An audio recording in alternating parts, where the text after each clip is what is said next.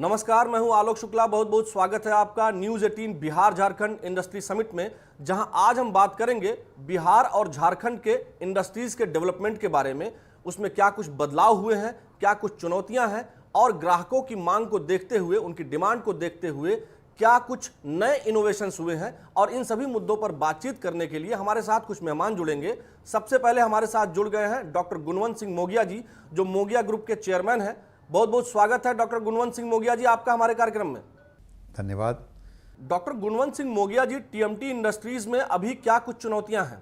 सबसे बड़ा चैलेंज इस समय में ये आया हुआ है कि बालू, गिट्टी और हम कहें तो कोयला भी, जितने ये आइटम हैं ये सब अवेलेबल नहीं मार्केट में होने की वजह से, बालू गिट्टी नहीं होने की वजह से, बिक्री नहीं होने की वजह से मटेरियल बिक नहीं पा रहा है। और इसके साथ साथ में कोयला नहीं होने की वजह से इंपोर्टेड कोयला और प्राइस हाई हो गया और इसके वजह से इंडस्ट्री चलने में परेशानी आने लगी कि बिल्कुल कोयला अवेलेबल ही नहीं है। माइनिंग का जितना मटेरियल है ये सभी में इस समय में बहुत परेशानी आ रही है। इस वजह से बहुत प्राइस बहुत ऊपर चले जा रहे हैं और इससे मार्केट बहुत अफेक्टेड हो रही है। इस समय बहुत परेशानी है। डॉक्टर गुणवंत सिंह मोगिया जी, पावर सप्लाई की सिचुएशन क्या है और आपकी इंडस्ट्री कैसे इसको सपोर्ट करती है? देखिए, पावर सप्लाई के विषय में झारखंड में ये परेशानी तो है। काफ़ी उद्योग इससे प्रभावित हो रहे हैं, लेकिन मुझे इसके लिए परेशानी इसलिए नहीं कि हमारा डायरेक्ट डीवीसी से कनेक्शन है और बहुत पावर कट हम लोग के यहाँ बिल्कुल नहीं है। डॉक्टर गुणवंत सिंह मोगिया जी, कोई सरकारी सब्सिडी भी क्या आपको मिलती है? नहीं, सरकारी सब्सिडी हमने अभी तक कोई क्लेम ही नहीं की। ऐसे सरकारी सब्सिडीज़ कुछ उद्योग को प्रोत्साहित करने के लिए ज़रूर हैं और कुछ लोगों को इसका फ़ायदा भी मिला है, लेकिन इससे बहुत फ़र्क नहीं पड़ता है। मुझे लगता है कि सरकार को सिर्फ पॉजिटिव रवैया होना चाहिए कि उद्योग आगे बढ़ सके। सब्सिडी अभी हम लोग नहीं ले रहे हैं, अगर कुछ वैसी स्थिति आती है तो देखा जाएगा। डॉक्टर गुणवंत सिंह मोगिया जी, हाल ही में आपकी इंडस्ट्री में प्राइस में इतना उतार चढ़ाव क्यों है? जैसा कि मैंने अभी बताया आपको कि यूक्रेन युद्ध की वजह से भी, जैसे क्रूड ऑयल नहीं आने की वजह से फ्यूल और ये सब की शॉर्टेज बहुत ज़्यादा हो गई थी और कोयला चूँकि अपने देश में भी परेशानी ज़्यादा आ चुकी थी और इसी समय में कोयला बिल्कुल नहीं होने से और फ्यूल प्राइसेस ज़्यादा हाई हो जाने की वजह से इंटरनेशनल मार्केट भी बहुत ज़्यादा तेज़ हो गई और सारा ही स्टील का प्राइस काफ़ी तेज़ हो गया, जिसके वजह से सभी को इसका उद्योग को बहुत नुकसान हुआ है। डॉक्टर गुणवंत सिंह मोगिया जी, रियल एस्टेट सेक्टर में टीएमटी का क्या प्रभाव पड़ता है? बिल्कुल, रियल एस्टेट सेक्टर में भी इसका बहुत नुकसान हुआ है, क्योंकि रियल एस्टेट सेक्टर में तो सीमेंट और स्टील ही तो है। तो ये दोनों का प्राइस, कोयले का प्राइस ज़्यादा हो जाने की वजह से सीमेंट का भी प्राइस बढ़ा और एज वेल एज स्टील में बहुत ज़्यादा प्राइस ज़्यादा ऊपर चला गया। तो रियल एस्टेट सेक्टर वाले तो इनके लॉन्ग टर्म इन्वेस्टमेंट है, ये जिस समय में बात करते हैं उसके साल 2 साल के बाद ये डिलीवरी दे पाते हैं, तो इनका तो बहुत ही नुकसान हो गया, तो काम ही बंद होने लग गए थे। डॉक्टर गुणवंत जी, आपका एक्सटेंशन प्लान क्या है? एक्सटेंशन प्लान तो हमारा बहुत अच्छा है, क्योंकि आप अच्छी तरह जानते हैं कि हमारा जो प्रोडक्ट है ये बिल्कुल क्वालिटी प्रोडक्ट बनता है और मार्केट में इसकी बहुत डिमांड है। इस वजह से हमारे पास जितना अभी प्रोडक्ट बन पा रहा है, इसकी ज़्यादा डिमांड हो देखते हुए हमने इतनी ही बड़ी एक यूनिट जितनी आज हमारे पास में है, जो कि हमारा कामकाज चालू हो चुका है, मुझे लगता है कि 1.5 से 2 साल के अंदर इतनी ही बड़ी एक यूनिट और हम बैठा पाएंगे, जिसमें हमें बैंक काफ़ी सहयोग करता है। डॉक्टर गुणवंत सिंह मोगिया जी, सभी इंडस्ट्रीज का CSR इनिशिएटिव है, आप इसके लिए क्या क्या करते हैं? देखिए, CSR का बहुत विस्तृत क्षेत्र है और CSR में हमारे इंडस्ट्रीज़ जो है वो एकदम बिल्कुल बहुत बढ़ चढ़ के हिस्सा लेती है। जैसे गवर्नमेंट की ओर से एक लॉ है कि आपको अपनी इनकम का 2% CSR में बिल्कुल खर्च करना है, लेकिन हमारी इंडस्ट्री में मैं आपको इतना बता सकता हूँ कि 2% की जगह में तकरीबन 7-8% भी खर्च होता है। ज़्यादा खर्च हम लोग कर रहे हैं, जो कि बहुत ज़्यादा है हमारा मैंडेटरी जितना उसके। जैसे इसमें बहुत सारे क्षेत्र हैं, जैसे water, sanitation, greenery and environment, या आप समझें कि एजुकेशन, हेल्थ, और इसके साथ साथ हमने ये सारे क्षेत्रों में हमने काम करते हुए इसके साथ साथ हमने एक ख़ास इस समय में स्पोर्ट्स को जोड़ा है।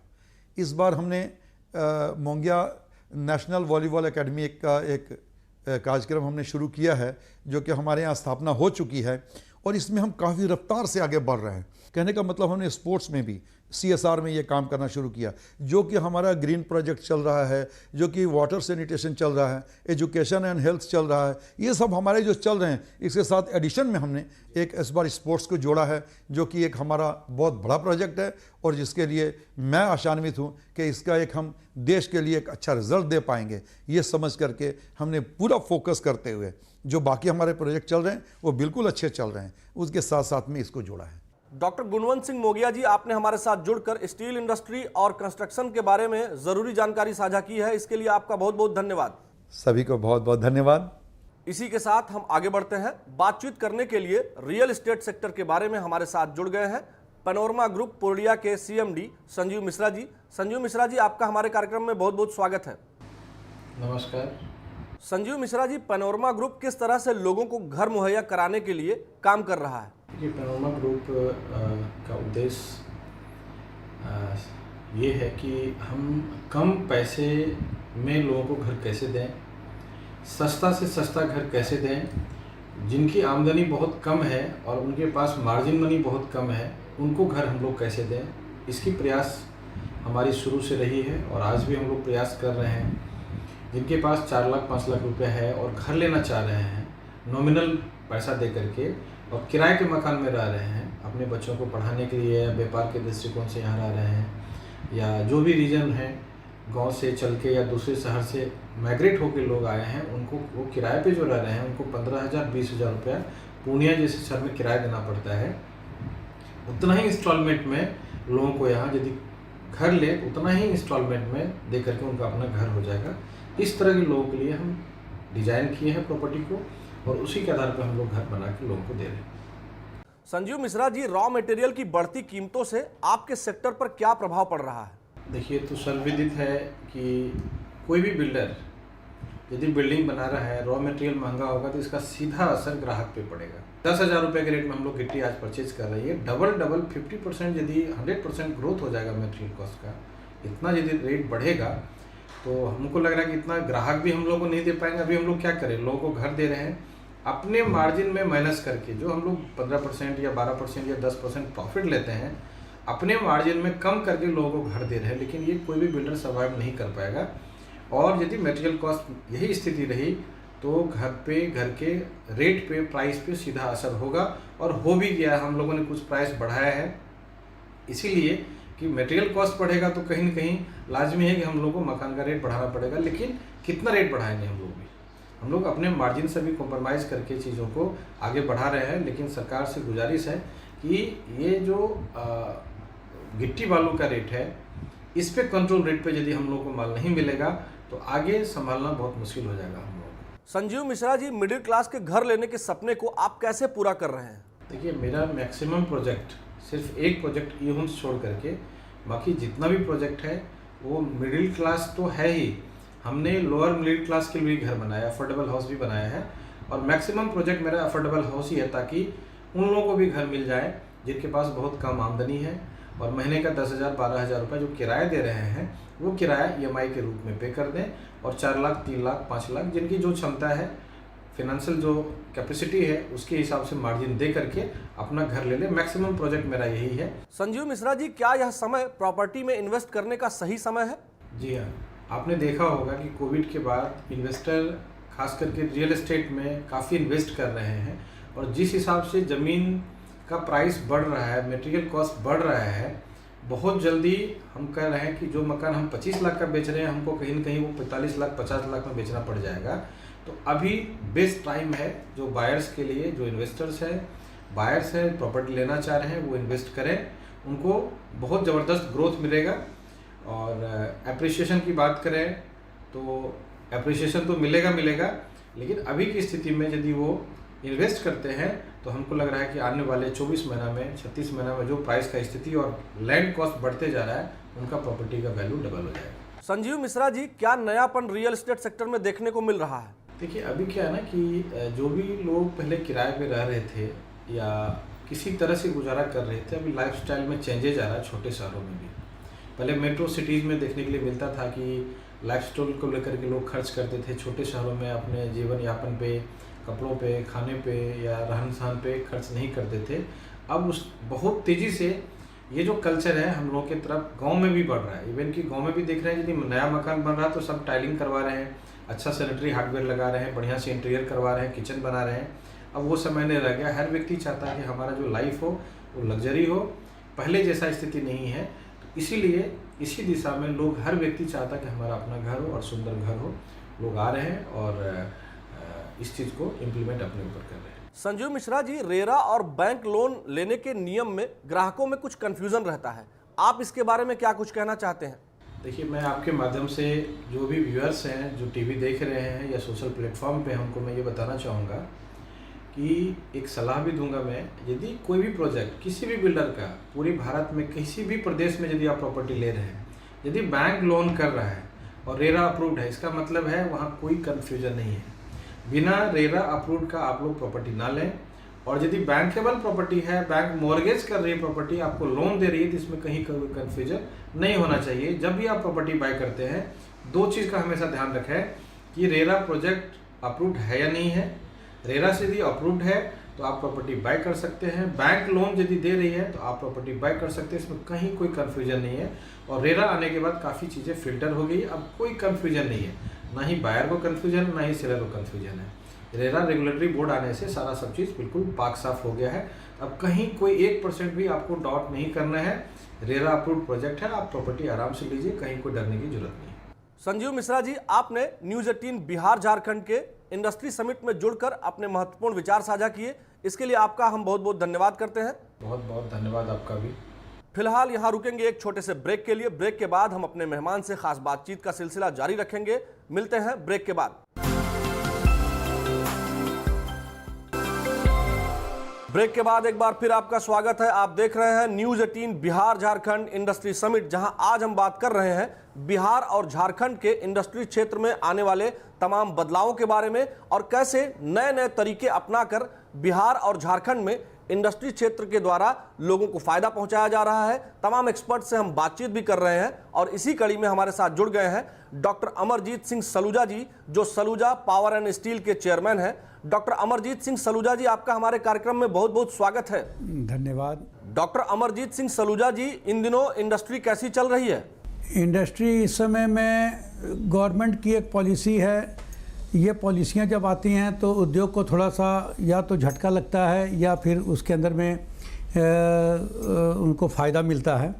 तो इस समय के अंदर में क्योंकि अचानक जो है सो भारत सरकार के द्वारा निर्यात के अंदर में रोक लगा दी गई है। रोक लगा देने से क्या हुआ है कि थोड़ी सी मार्केट के अंदर में प्रोडक्शन ज़्यादा हो गई है, उत्पादन ज़्यादा हो गया है, जिसके वजह से लोकल डिमांड उतनी ज़्यादा नहीं होने के वजह से इस समय में थोड़ा मंदी का दौर चल रहा है। डॉक्टर सलूजा, स्टील इंडस्ट्री किस तरह काम कर रही है और आप जैसे इंडस्ट्रियलिस्ट को कैसे फ़ायदा मिल रहा है? इंडस्ट्री में देखिए, कभी भी अगर आप मान के चलें, गवर्नमेंट की पॉलिसी अगर एक जैसी चलती रहेगी तो इंडस्ट्री के अंदर में, उद्योग के अंदर में, व्यापार के अंदर में कभी भी नुकसान नहीं होता है।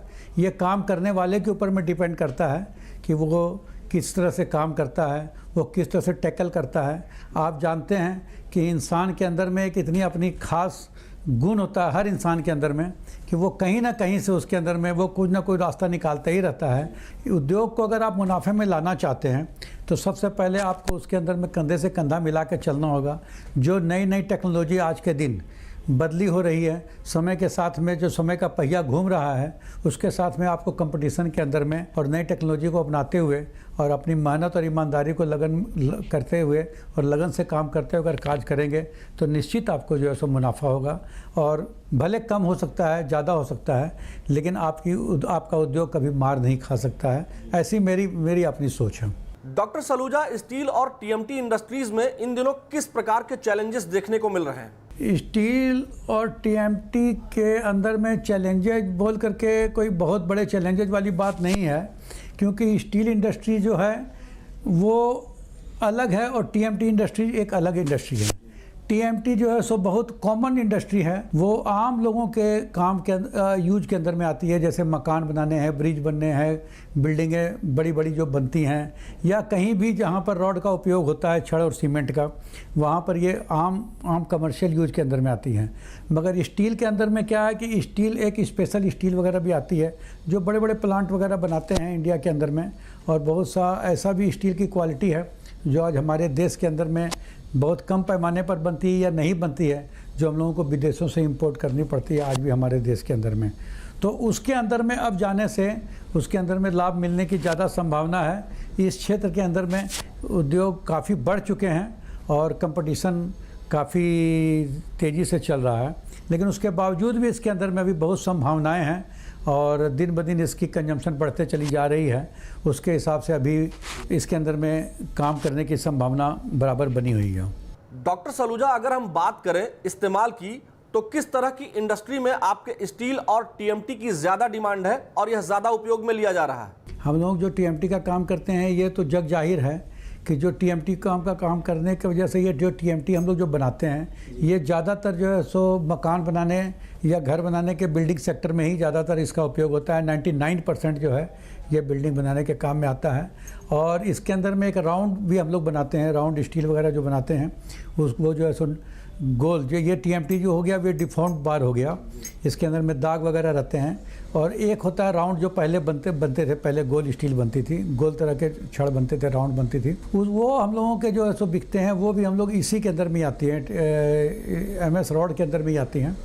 वो नट बोल्ट हैं, नट हैं और जे हुक है, या कितने तरह प्रकार के जितने भी आइटम जो लोहे से संबंधित हैं वो इंडस्ट्रियल यूज में भी आते हैं काम के अंदर में, और इसकी भी अच्छी कंजम्पशन है। और ये जैसे अभी आजकल तो लोहे की बाल्टियाँ जरा कम चलती हैं, लेकिन तो पहले जब लोहे की बाल्टियाँ वगैरह चलती थी तो उसके हैंडल वगैरह जो बनते थे तो वो सब समूचा उसी के अंदर में काम में आते थे। अभी भी बहुत से तरह के ऐसे काम हैं जो साइकिल से लेकर के हर चीज़ के अंदर में जहाँ लोहे का रॉड के काम की दरकार है, नट बोल्ट की दरकार है, वो उस टाइप का हम लोग स्टील बनाते हैं जो सभी सेक्टर में काम में आता है। डॉक्टर सलूजा, अगर हम बात करें आम आदमी की, तो स्टील और टीएमटी की आवश्यकता एक आम आदमी को कितनी होती है? आम आदमी के बारे में तो मैं जहाँ तक मेरा ख्याल है कि जिस तरह से बोलते हैं कि खाना पीना बहुत ज़्यादा ज़रूरी है, हम लोगों को सांस लेना ज़्यादा ज़रूरी है, उसके बिना हम लोग नहीं रह पाते हैं, पानी पिए बिना हम लोग नहीं, जल ही जीवन है, जल के बिना नहीं रह पाते हैं। उसी प्रकार से धीरे धीरे करके मैं देखता चला जा रहा हूँ कि हर सेक्टर के अंदर में स्टील की डिमांड इतनी ज़्यादा ज़रूरी होती जा रही है कि ये भी एसेंशियल हो गया है। इसके बिना भी इंसान का जीना जो है सो अब असंभव होने लग गया है, क्योंकि वो हम लोग इतना डिपेंड करने लग गए हैं। स्टील है, एक आपके अंदर में वो जो प्लास्टिक वगैरह आती है, वो प्लास्टिक के अंदर में हर चीज़ के अंदर में हम लोग जो है सो उसके अंदर में डिपेंडेंट होते चले जा रहे हैं। और स्टील के बिना तो आप समझ सकते हैं कि देश जो आज हमारा आगे बढ़ रहा है या ग्रोथ हो रही है, ये स्टील के बिना तो हम लोग इसके लिए सोचना भी, हमारे लिए कल्पना करना भी बहुत मुश्किल है। ये जितने बड़े बड़े ब्रिजेज, जितने बड़े रेल लाइनें से लेकर के हवाई जहाज़ से लेकर कोई भी चीज़ जो बनती है बिना स्टील के जो है सो गाड़ियों से लेकर के सड़कें से लेकर के जो भी चीज़ें बनती है बिना स्टील के बिल्कुल संभव नहीं है। इसलिए स्टील का उपयोग जो है वो हर जगह पर आता है, हर पैमाने पर आता है, और ये लगातार जो है अभी इसके अंदर में कंजम्पशन के भी बहुत गुंजाइश और ये बढ़ते ही रहेगा। डॉक्टर सलूजा, अगर हम बात करें इंडस्ट्रीज को मदद की, तो आप लोगों को एक्सपोर्ट, इंपोर्ट और रॉ मटेरियल को लेकर किस तरह की मदद मिलती है? रॉ मटेरियल का लेकर के जिस जगह पर हम लोग बैठे हुए हैं, मैं बहुत ज़्यादा इसके बारे में नहीं कह सकता हूँ। हर स्तर पर हम लोगों को जो है सो अपने ही स्तर से जुगाड़ कर के माल को इस्तेमाल करना पड़ता है। और वैसे तो सरकार की पॉलिसियाँ बहुत अच्छी हैं और सरकार जो है सो हर क्षेत्र में सहयोग करने के लिए तैयार भी रहती है और सरकार करती भी है। लेकिन सरकार के साथ में जो उसके जितने कार्यकर्ता रहते हैं, जो उनके कर्मचारी रहते हैं, वो समूचे काम करने की शायद उनकी मंशा कुछ कमज़ोर होने की वजह से हमको लगता है कि काम के अंदर में थोड़ा सा विलम्ब होता है, जो हम लोगों को जो नुकसान कभी कभी उद्योग को करता है। अगर देश के अंदर में ग्रोथ बढ़ानी है और देश के अंदर में अगर आप चाहते हैं कि उद्योग पूरी स्पीड से चले और अच्छे तरीके से चले सुचारू रूप से, तो ये सब चीज़ों के अंदर में थोड़ी गति आपको बढ़ानी होगी और इसके अंदर में थोड़ा ध्यान सरकार को और देना होगा। डॉक्टर सलूजा, टीएमटी किस तरह से एक्सटेंशन प्लान कर रहा है? सलूजा टीएमटी क्योंकि अपने मार्केट के एक अंदर में उसकी अपनी गुडविल है और उसने बाज़ार के अंदर में अपना जो क्वालिटी का जो क्वालिटी कॉन्शियस है, क्योंकि क्वालिटी की जो हमारी सोच है शुरू से, उस क्वालिटी को लेकर के लोगों के अंदर में मैंने उसको पहुंचाया है और उस क्वालिटी को लोग धीरे करके जानना शुरू कर दिए हैं। और जानना शुरू करने के वजह से जो है सो हमारा जो है सो स्टील के अंदर में किसी तरह की कोई शिकायत नहीं होने की वजह से ये हमारा निर्विरोध जो है इस माल के अंदर में बिकता है। और जहाँ तक इसकी कंजम्पशन का सवाल है, कंजम्पशन तो दिन ब दिन हमारी आगे से बढ़ ही रही है, प्रोडक्शन भी बढ़ रही है। लेकिन अब जो है सो इसके अंदर में कुछ हम लोग नया करने के बारे में, क्योंकि जिस तरह से टेक्नोलॉजी चेंज हो रही है उस तरह से नया टेक्नोलॉजी के अंदर में हम लोग जाना चाहते हैं। अभी मैंने आपसे बात करते समय में शुरू में कहा था कि हम लोग स्पेशल स्टील जो होती है, एक जैसे जो हम लोग बना सकते हैं, जो बहुत सी हमारे देश के अंदर में नहीं बनती है और बहुत सी हम लोग जो है सो हमारे देश के अंदर में आज भी इंपोर्ट होती है, तो उस लाइन के अंदर में हम लोग आगे बढ़ने का विचार कर रहे हैं और उसके अंदर में हम लोग अपनी फैक्ट्री को आगे बढ़ा रहे हैं और एक्सपेंशन कर रहे हैं। उसके अंदर में लेडल रिफाइनर जो लगता है जिससे स्टील को रिफ़ाइन करके उसको बनाया जाता है, वो रिफाइनरी उसके अंदर में एक छोटी सी लगती है। वो रिफाइनर का ऑर्डर दिया जा चुका है और रिफाइनिंग का प्लांट हमारे अंदर में कमीशनिंग चल रही है, काम चल रहा है। अब हम लोग जो है सो साधारण स्टील जो कमर्शियल स्टील है, जिसको हम लोग आज आम लोग यूज़ कर रहे हैं, उससे हट के और स्पेशल स्टील के अंदर में हम लोग जाने के आगे प्रयासरत हैं कि ताकि जो हमारे विदेश से हमारे देश के अंदर में इंपोर्ट होता है या आयात किया जाता है स्टील, जो हमारी विदेशी मुद्रा जो आज हमारे भारत से बाहर जा रही है, उस माल को अगर हम लोग चाहें तो खुद अगर मेहनत करें तो उसको हम लोग डेवलप कर भी सकते हैं और बना भी सकते हैं। और उस स्टील के अंदर में हम लोग का जाने का प्रयास जारी है और काम हम लोग का लगा हुआ है और उसमें हम लोगों के काम आगे बढ़ रहा है। Doctor Amarjeet Singh Saluja ji, news 18 Bihar Jharkhand industry summit में आकर इंडस्ट्री से संबंधित और स्टील से संबंधित जानकारी साझा करने के लिए आपका बहुत बहुत धन्यवाद। धन्यवाद। News 18 Bihar Jharkhand industry summit चर्चा का सार्थक मंच बना, जहां बिहार और झारखंड के इंडस्ट्री से संबंधित तमाम बिंदुओं पर विचार विमर्श हुए, अच्छे सुझाव आए, जिससे निश्चित तौर पर लोगों को फायदा भी पहुंचा होगा। इसी के साथ अब मुझे दीजिए इजाजत। नमस्कार।